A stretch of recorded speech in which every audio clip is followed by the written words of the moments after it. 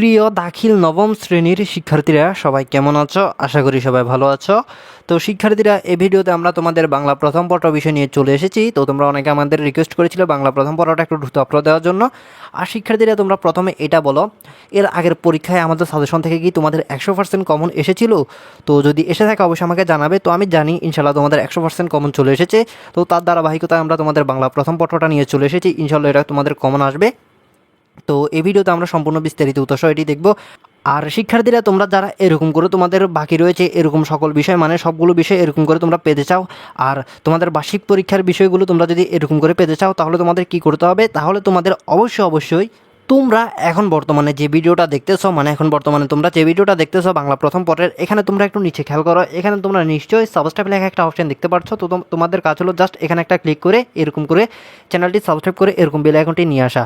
তো তোমরা যারা এরকম ক্লিক করে, মানে এই কালো বাটনটিতে ক্লিক করে এই বেল আইকনটি নিয়ে আসবে, তারা কিন্তু তোমাদের পরবর্তী এবং বার্ষিক পরীক্ষার বিষয়গুলো এরকম করে তোমরা পেয়ে যাবে। আর যারা এখানে ক্লিক করবে না, তারা কিন্তু পরবর্তী বিষয়গুলো আর নাও পেতে পারো। তো তোমরা যারা সকলে পেতে চাও, তারা দ্রুত এখানে ক্লিক করে দাও। আর তোমাদের যাদের আগে থেকে এখানে ক্লিক করা আছে, তাদের আর কিছু করা লাগবে না। তো তোমরা যদি পুরো বিষয়টা বুঝে থাকো, তাহলে আমরা তোমাদের বাংলা প্রথম পত্র বিষয়টা এখন দেখি। তো আমরা তোমাদের 2026 সালের অর্ধবার্ষিক পরীক্ষা 2026 দাখিল নবম শ্রেণী বাংলা প্রথম পত্র বিষয়ের এই প্রশ্নটা আমরা এখন উত্তরসহ বিস্তারিত দেখব। এখানে আমরা দেখতে পাচ্ছি তোমাদের পূর্ণমান হয় 100 নম্বরের ভিতর 30 নম্বর থাকে বহু নির্বাচনী, মানে এমসিকিউ প্রশ্ন। তো এখন আমরা প্রথমে তোমাদের এমসিকিউ প্রশ্নগুলো উত্তরসহ দেখি। তো শিক্ষার্থীরা, এখানে আমাদের 1 নম্বর প্রশ্ন, খলিফা মামুন কততম আব্বাসীয় খলিফা ছিলেন? এটার উত্তর হবে ঘ, সপ্তম। এরপর 2 নম্বর, প্রত্যুত্তরপকার রচনার প্রতি উপকারকারী মূলত কে? এটার উত্তর হবে গ, আলী ইবনে আব্বাস। এরপর এখানে আমাদের 3 নম্বর প্রশ্ন, প্রত্যুত্তরপকার রচনার ধর্মাবতার বলতে কাকে বোঝানো হয়েছে? তো এখানে 3 নম্বর প্রশ্ন, এটার উত্তর হবে ক, খলিফা মামুনকে বোঝানো হয়েছে। ধর্মাবতার বলতে খলিফা মামুনকে বোঝানো হয়েছে। আশা করি বুঝতে পেরেছ। এরপর 4 নম্বর প্রশ্ন, আলী ইবনে আব্বাসের প্রস্তাব শুনে বন্দী ব্যক্তি তাতে সম্মত হতে না পারার কারণ? তিনি এতে নিশাচয় নন, তিনি এত স্বার্থপর নন, তিনি এত অকৃতজ্ঞ নন। এখানে আমরা 3টে অপশন দেখতে পাচ্ছি। এখানে 4 নম্বর প্রশ্নের উত্তর হবে খ, 1 ও 3। তিনি এত নিশাচয় নন এবং তিনি এত অকৃতজ্ঞ নন, এটাই হবে এই প্রশ্নের উত্তর। আশা করি তোমরা বুঝতে পেরেছ। এরপর এখানে আমাদের 5 নম্বর প্রশ্ন, সুভাষ সর্বদা সাধারণের দৃষ্টিপথ হতে নিজেকে গোপন রাখার চেষ্টা করতো কেন? তো এখানে 5 নম্বর প্রশ্ন, এটার উত্তর হবে গ, লোকনিন্দার কারণে সে নিজেকে গোপনে রাখতো। এরপর 6 নম্বর, কার সুদীর্ঘ পল্লব বিশিষ্ট বড় বড় 2টি চোখ, কালো চোখ ছিল? এটার উত্তর হবে ক, সুবার। এরপর এখানে বলা হচ্ছে নিচের উদ্দীপকের আলোকে 7 ও 8 নং প্রশ্নের উত্তর দাও। তো উদ্দীপকটা, সুমনার বিয়ের উপযুক্ত বয়স হলো, তার বিয়ে না হওয়ার পিতামাতা খুব চিন্তিত, সমাজের লোকেরাও নিন্দা করে, এমনকি তাকে এক ঘরে কথাও বলা হয়। তো এখানে 7 নম্বর উদ্দীপকে সুমনা শুভাগল্পের কার প্রতিনিধিত্ব করে? তো এটার উত্তর হবে গ, সুবাসিনী। 7 নম্বর প্রশ্নের উত্তর হবে গ, সুবাসিনী, মানে সুবার প্রতিনিধি করে। এরপর 8 নম্বর প্রশ্ন, উদ্দীপকে শুভা গল্পের প্রকাশিত দিকটি হলো কোনাবারগ্রস্ত পিতামাতার চিন্তা, সমাজের কুসংস্কার, প্রতিদ্বন্দ্বী মানুষের আশ্রয়ের জগৎ। এখানে আমরা 3টে অপশন দেখতে পাচ্ছি। 8 নম্বর প্রশ্নে এখানে সঠিক উত্তরটা হবে, মানে 8 নম্বর প্রশ্নটা সঠিক উত্তর হবে ক, 1 ও 2, কোনাবারগ্রস্ত পিতামাতার চিন্তা, সমাজের কুসংস্কার। এরপর 9 নম্বর, বই পড়া প্রবন্ধের লেখক লাইব্রেরিকে কিসের উপর স্থান দিয়েছেন? এটার উত্তর হবে খ, স্কুল কলেজের উপর স্থান দিয়েছেন। এরপর 10 নম্বর, বই পড়া শখটা মানুষের কেমন শখ? তো এখানে 10 নম্বর প্রশ্ন, এটার উত্তর হবে খ, সর্বশ্রেষ্ঠ শখ।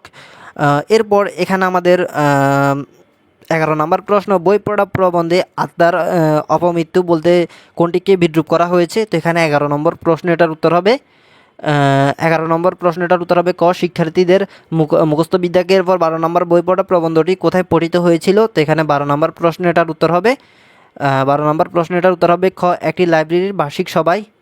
তো এরপর এখানে আমাদের 13 নম্বর প্রশ্ন, নিরীহ বাঙালি প্রবন্ধের লেখিকা ফাঁস বিক্রয় বলতে কি বুঝিয়েছেন? তো এটার উত্তর হবে ক, শিক্ষাকে বুঝিয়েছেন। এরপর এখানে 14 নম্বর প্রশ্ন, বাঙালিকে লেখক বৈঠকখানার সাজসজ্জা বলে অভিহিত করেছেন কেন? তো এটার উত্তর হবে ক, বাঙালি নরম ও কোমল, এজন্য তিনি এটি বলে অভিহিত করেছেন।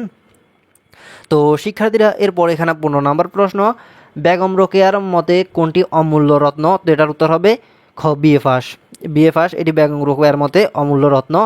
এরপর এখানে 16 নম্বর প্রশ্ন, বন্দনা কবিতার কবির মতে কে ফিতার চেয়ে বড়? তো এটার উত্তর হবে গ, শিক্ষক। বন্দনা কবির মতে শিক্ষক ফিতার চেয়ে বড়। এরপর 17 নম্বর, বন্দনা কবিতার মতে দোসর জন্ম লাভ হয় কার মাধ্যমে? তো এখানে এটার উত্তর হবে গ, ওস্তাদের মাধ্যমে দোসর লাভ হয়। এরপর 18 18 নম্বর প্রশ্ন, বন্দনা কবিতায় পিতা মাতাকে কেন প্রণাম করতে বলা হয়েছে? এটার উত্তর হবে খ, তাদের মাধ্যমে আমরা পৃথিবীতে আসি। এটার উত্তর হবে খ। আশা করি বুঝতে পেরেছ। এরপর এখানে আমাদের 19 নম্বর প্রশ্ন, ইমাম সাহেব শৈশবকালে সন্তানের প্রতি মাতার দায়িত্ব তার সেই ঋণের বিদায় বিষয়ে বয়ান করেছিলেন। পৌষ মাসের গভীর ঠান্ডায় দিনেও মাতা কোলে প্রস্রাব করেছেন নবজাতক, কিন্তু মাতা মোটেও রাগান্বিত হননি। এখানে বলা হচ্ছে বর্ণিত মাতার কর্মকাণ্ডের সাথে সাদৃশ্যপূর্ণ বন্দনা কবিতার পঙ্গক্তি হচ্ছে। তো এখানে আমরা আমাদের 19 নম্বর প্রশ্নটার উত্তর হবে ক, ফিফটার বয় মাও না দুইলা মাটিতে থুইলা মাটিতে। তো এটার উত্তর হবে ক। এরপর 20 নম্বর, পিপটার বয়ে মা না থুইলা মাটিতে দ্বারা কি বোঝানো হয়েছে? তা হলো যা বোঝানো হয়েছে তা হলো, তো এখানে আমরা দেখতে পাচ্ছি মাতার স্নেহ মমতা, সন্তানের প্রতি কল্যাণ চিন্তা, সন্তানের জন্য মঙ্গল চিন্তা। তো এখানে 20 নম্বর প্রশ্নে আমরা 3টে অপশন দেখতে পাচ্ছি। তো এখানে আমাদের 20 নম্বর প্রশ্নটার উত্তর হবে গ। এখানে 1, 2, 3, 3 হবে সঠিক উত্তর। এরপর 21 নম্বর প্রশ্ন, আর কি হবে দেখা। এখানে কবির মনে কোন ভাব প্রকাশ পেয়েছে? তো এখানে এটার উত্তর হবে গ, হতাশা। তো এখানে 21 নম্বর প্রশ্ন, এটার উত্তর হবে গ, হতাশা। এরপর 22 নম্বর প্রশ্ন, শতত হে নদী তুমি পড়ো মোর মনে ছরণটিতে মাইকেল মধুসূদন দত্তের কোন মনোভাব প্রকাশ পেয়েছে? তো এটার উত্তর হবে খ, শৈশবের স্মৃতিচারণ। 22-এর উত্তর হবে কি? খ, শৈশবের স্মৃতিচারণ প্রকাশ পেয়েছে। আর শিক্ষার্থীরা, তোমাদের যাদের লেকচার, আলফা, দা ইত্যাদি সকল প্রকাশনীর প্রশ্ন একসাথে প্রয়োজন, তোমরা হোয়াটসঅ্যাপে মানে স্ক্রিনে তোমরা একটা হোয়াটসঅ্যাপ নাম্বার দেখতে পাচ্ছ, তোমরা এই নাম্বারে যোগাযোগ করতে পারো। ইনি হলো বোর্ডের লোক এবং এনার সাথে আমার পরিচয় আছে। তোমরা এনার থেকে একদম কম দামে তোমাদের সবগুলো প্রশ্ন একসাথে নিয়ে নিতে পারো, সংগ্রহ করতে পারো। তো তোমরা এনাকে মেসেজ দিয়ে বলবে নবম শ্রেণীর সকল প্রশ্ন কিনতে চাই। তো ইনি যে দাম দিবে সে দাম থেকে তোমরা একটু কমিয়ে বলবে, আর আমার কথা বললে তোমাদের ডিসকাউন্ট দিবে। আশা করি তোমরা বুঝতে পেরেছ। তো প্রিয় শিক্ষার্থীরা, তোমাদের যাদের সবগুলো প্রশ্ন একসাথে প্রয়োজন, তোমরা নিশ্চিন্তে এনার থেকে প্রশ্নগুলো কিনে নিতে পারো। আশা করি বুঝতে পেরেছ। তো শিক্ষার্থীরা, এরপর এখানে আমাদের 23 নম্বর প্রশ্ন, বাংলা সাহিত্য অমিত্রাক্ষর ছন্দের প্রবর্তককে। তো এখানে আমাদের 23 নম্বর প্রশ্ন, এটার উত্তর হবে গ, মাইকেল মধুসূদন দত্ত।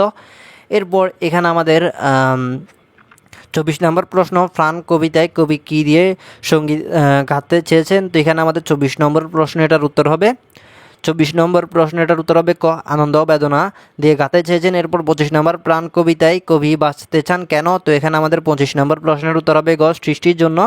এরপর এখানে বলা হচ্ছে নিচের উদ্দীপকের আলোকে 2627-এর উত্তর দাও। এখানে উদ্দীপক নেলসন ম্যান্ডেলা দক্ষিণ আফ্রিকার অবিসংবাদিত নেতা। তিনি দক্ষিণ আফ্রিকার খ্রিস্টানাঙ্গদের মর্যাদা প্রতিষ্ঠার জন্য দীর্ঘদিন সংগ্রাম করেছেন।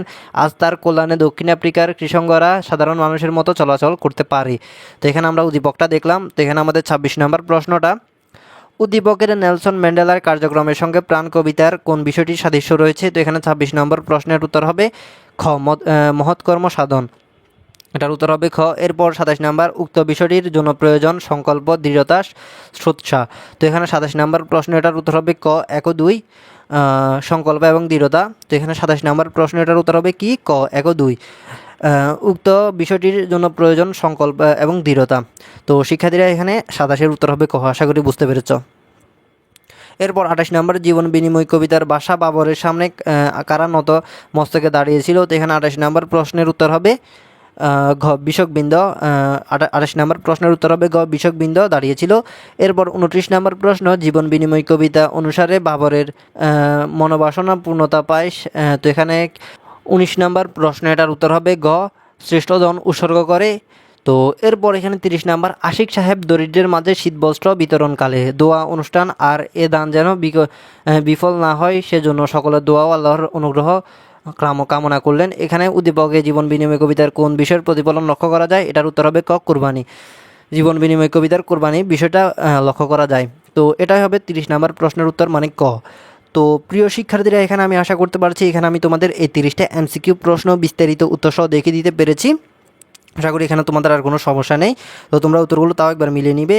তো এখানে যদি আমাদের এগুলো দেখা শেষ হয়, এবার আমরা তোমাদের সৃজনশীল প্রশ্ন দেখি। এখানে আমরা দেখতে পাচ্ছি অর্ধবার্ষিক পরীক্ষা দাখিল নবম শ্রেণী, বিষয় বাংলা প্রথম পত্র। তো এখানে তোমরা দেখতে পাচ্ছ পূর্ণমান 50 যোগ 20, মানে তোমাদের 50 নম্বরের সৃজনশীল এবং 20 নম্বরের সংক্ষিপ্ত প্রশ্ন এখন আমরা দেখব। তো এখানে মোট 70 নম্বর। আর এখানে তোমাদের সৃজনশীল প্রশ্নে বলা হয়েছে আমরা গদ্যাংশ থেকে ন্যূনতম 2টি, কবিতাংশ থেকে ন্যূনতম 2টি করে মোট 5টি প্রশ্নের উত্তর দিতে হবে। তো আমরা সৃজনশীল প্রশ্নগুলো দেখি।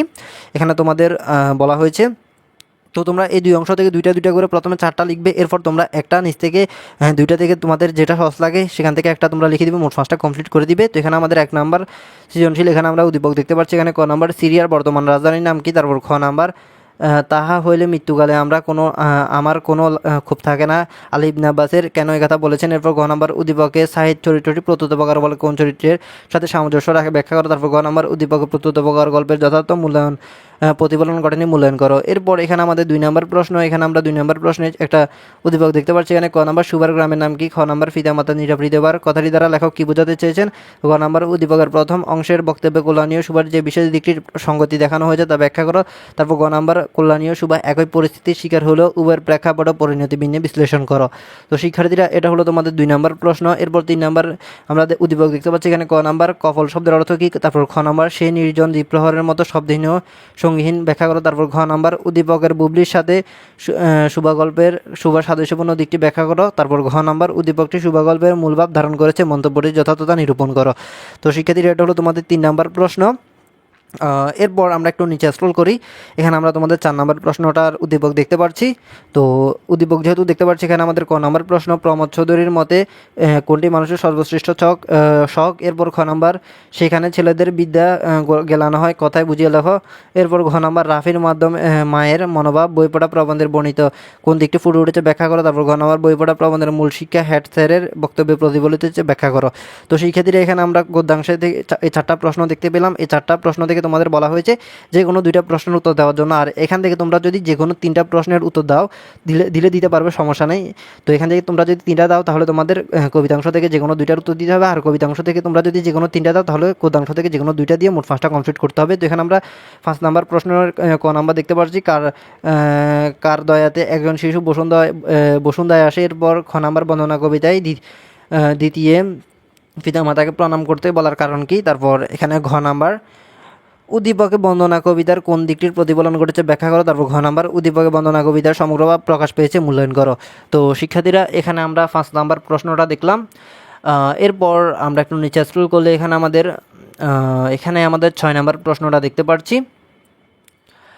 6 নাম্বার এখানে উদ্দীপকটা দেখতে পাচ্ছি। এখানে ক নাম্বার কবি বহুদেশী কি দেখেছেন। তারপর খ নাম্বার আর কি হবে দেখা কবির এরূপ আক্ষেপের কারণ কি। তারপর ঘ নাম্বার উদ্দীপকের পলাশের সাথে কপোতাক্ষ নদ কবিতার কবির সাদৃশ্যপূর্ণ দিকটি ব্যাখ্যা করো। তারপর ঘ নাম্বার উদ্দীপকের পলাশ এবং কপোতাক্ষ নদ কবিতার কবির কিছু সাদৃশ্য থাকলেও উভয়ের সাথে বৈসাদৃশ্য কম নয়, মন্তব্যটি বিশ্লেষণ করো।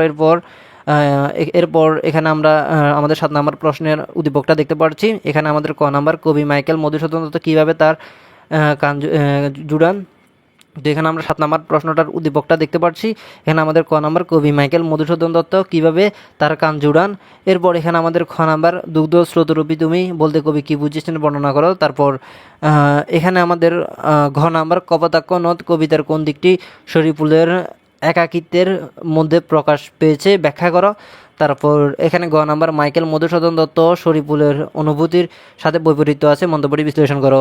তো শিক্ষার্থীরা এটা হলো 7 নাম্বার প্রশ্ন। এরপর 8 নাম্বার প্রশ্ন, এখানে আমরা উদ্দীপক দেখতে পাচ্ছি। এখানে ক নাম্বার বিশ্বকবি রবীন্দ্রনাথ ঠাকুর বাংলা কত সালে জন্মগ্রহণ করেন। এরপর খ নাম্বার বিরহ মিলন কত হাসি ও শ্রুময় বলতে কবি কী বুঝিয়েছেন। তারপর ঘ নাম্বার উদ্দীপকে কবির বক্তব্য প্রাণ কবিতার কবির বক্তব্যের মধ্যে যে বৈসাদৃশ্য লক্ষ্য করা যায় তা ব্যাখ্যা করো। তারপর ঘ নাম্বার উদ্দীপক এবং প্রাণ কবিতার মধ্যে মানুষের হৃদয়ে প্রত্যস্মরণীয় হয়ে বেঁচে থাকার বাসনা ব্যক্ত হয়েছে, মন্তব্যটি বিশ্লেষণ করো। তো শিক্ষার্থীরা এখানে 8টা প্রশ্ন আমরা দেখলাম। এই 8টা থেকে তোমাদের যে কোনো 5টা প্রশ্নের উত্তর দিতে হবে গদ্যাংশ এবং পদ্যাংশ থেকে মিলিয়ে। আশা করি তোমরা বুঝতে পেরেছ। তো আমাদের সৃজনশীল প্রশ্ন মোটামুটি দেখা শেষ, এগুলো তোমরা দেখে যাবে ইনশাল্লাহ। এরপর তোমাদের রয়েছে সংক্ষিপ্ত প্রশ্ন। সংক্ষিপ্ত প্রশ্নে তোমাদের কত নাম্বার রয়েছে? সংক্ষিপ্ত প্রশ্ন রয়েছে 20 নম্বর, মানে একটির জন্য 2 নাম্বার করে। আর এখানে তোমাদের মোট 15টা প্রশ্ন রয়েছে। তোমরা দেখতে পাচ্ছ 15টা থেকে বলা হয়েছে তোমাদের যে কোনো 10টি উপরে খেয়াল করো, যে কোনো 10টি প্রশ্নের উত্তর দেওয়ার জন্য।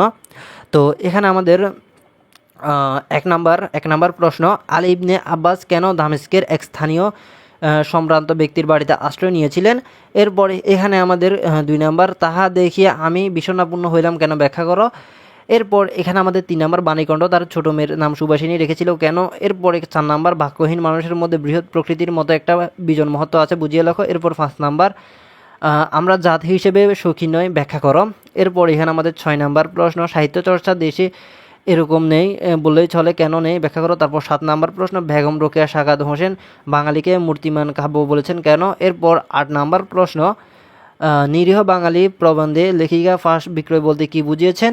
এরপর 9 নম্বর প্রশ্ন, বন্দনা কবিতার সন্তানের প্রতি বাবা মায়ের কতটা ত্যাগের চিত্র প্রকাশিত হয়েছে। এরপর 10 নম্বর প্রশ্ন মানে বন্দনা কবিতার কবি কেন বিখ্যাত বুঝিয়ে লেখো। এরপর 11 নম্বর, কেন সর্বদা কপোতাক্ষ নদ কবিতা মানব শটে বেশি উঠে ব্যাখ্যা করো। তারপর 12 নম্বর, দুর্গ স্রোতের সাথে কিসের তুলনা করা হয়েছে কেন। তারপর 13 নম্বর প্রশ্ন, এই পৃথিবীতে কবি আর আলোয় রচনা করতে চান না কেন। এরপর 14 নম্বর, প্রাণ কবিতার মধ্যে রবীন্দ্রনাথের কোন ধরনের বাসনা প্রকাশ পেয়েছে। এরপর 15 নম্বর, জীবন প্রদীপ নিবিয়ে আসিছে আস্ত রবির প্রায় ব্যাখ্যা করো। তো এখানে শিক্ষার্থীরা আমরা মোট তোমাদের 15টা সংক্ষিপ্ত প্রশ্ন দেখলাম। এই 15টা সংক্ষিপ্ত প্রশ্ন থেকে তোমাদের স্পষ্ট বলা হয়েছে যে কোনো 10টি প্রশ্নের উত্তর দাও। তো এখান থেকে তোমরা কোন 10টি প্রশ্নের উত্তর দিবে এখনই সিলেক্ট করে এখনই শিখে যাও। ইনশাল্লাহ পরীক্ষায় এগুলো তোমাদের আসবে ইনশাল্লাহ। আর শিক্ষার্থীরা আশা করতে পারছি এখানে আমি তোমাদের ফুল 100 নম্বরের প্রশ্ন দেখিয়ে দিয়েছি। এখানে আমি তোমাদের বহু নির্বাচনী প্রশ্নগুলো বিস্তারিত উত্তরসহ দেখিয়ে দিলাম এবং এখানে তোমাদের সৃজনশীল প্রশ্ন প্লাস তোমাদের সংক্ষিপ্ত প্রশ্ন সবগুলো দেখিয়ে দিলাম। আর এখানে তোমাদের সংক্ষিপ্ত এবং সৃজনশীলের যদি উত্তর প্রয়োজন হয় তোমরা নির্দ্বিধায় আমাকে কমেন্টে বলতে পারো, আমি তোমাদের সেগুলো উত্তর দিয়ে দেওয়ার চেষ্টা করব। আশা করি তোমরা বুঝতে পেরেছো। তো শিক্ষার্থীরা এটাই ছিল ভিডিও, দেখা হবে এরপরে আরেকটা বিষয় সাজেশন নিয়ে। তো সেগুলো পাওয়ার জন্য তোমাদের অবশ্যই ভিডিওতে বেশি বেশি লাইক কমেন্ট শেয়ার এবং সাবস্ক্রাইব করতে হবে। সবাই ভালো থাকবে, আল্লাহ হাফেজ।